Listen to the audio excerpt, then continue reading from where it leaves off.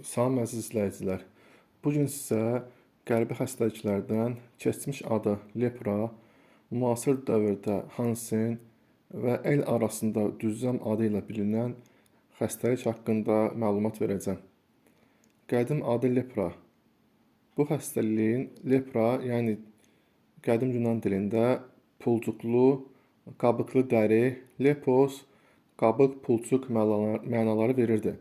Bu söz dərinin görünüşünün təsvir etmək üçün istifadə olunub. Hansen adı bu xəstəliyin törədicisini 1873-cü ildə kəşf etmiş Gerard Armeur Hansen ilə bağlıdır. Düzzəm isə qədim dövrdə el arasında istifadə olunan addır. Müasir zamanda xəstəlik tibbdə lepra adı ilə qeyd olunur. Lepra nədir?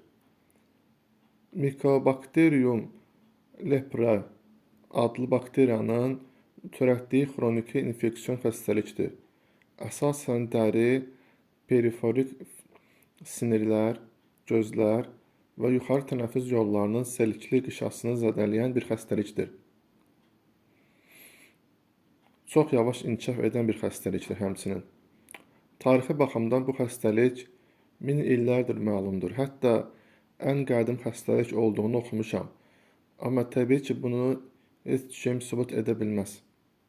Orta əsrlərdə bu xəstəliyə ilahi cəza kimi baxırdılar. Xəstəliyin törədicisi vərəm bakteriyasına oxşardır. Sinir hüceyrələrinə meyillidir. Bir yaxşı xəbər odur ki, bu xəstəlik asanlıqla yoluxmur. Yoluxma üçün xəstə ilə uzun müddətli yaxın təmas və ya xəstənin burun ağız ifrazatından sağlam adama damcı yolu ilə yoluxdurula bilər. Qısa müddətli təmas yoluxma riskini azaldır və müalicə alan xəstələr yoluxdurucu hesab olunmur. Günümüzdə bu xəstəlik az da olsa var və tam şəkildə müalicə oluna bilər. Xəstəlik müəyyən formada özünü göstərir. Yüngül formada olarkən az sayda dəri ləkələri, dəri keyinməsi, az yoluxucu olması, immunitetin nisbətən güclü olması və s. Ağır formada olarkən dərinin geniş zədələnməsi, üzün qalınlaşması, yəni şir sifət, sinirlərin ciddi zədələnməsi və yüksək yoluxduruculuk hissi bu xəstəlikdə barmaq və ayaq deformasiyaları, görmədə pozulma və ya körlük, sinirlərin qalınlaşması, infeksiyalaşmış yaralar, əzələ zəifliyi yaşanılır. Adam bunları oxuyub yazarkən artıq tədirgin olur. Hələ buna psixoloji pozuntu, psixoloji travmaları da əlavə etmək olar. Bəlkə də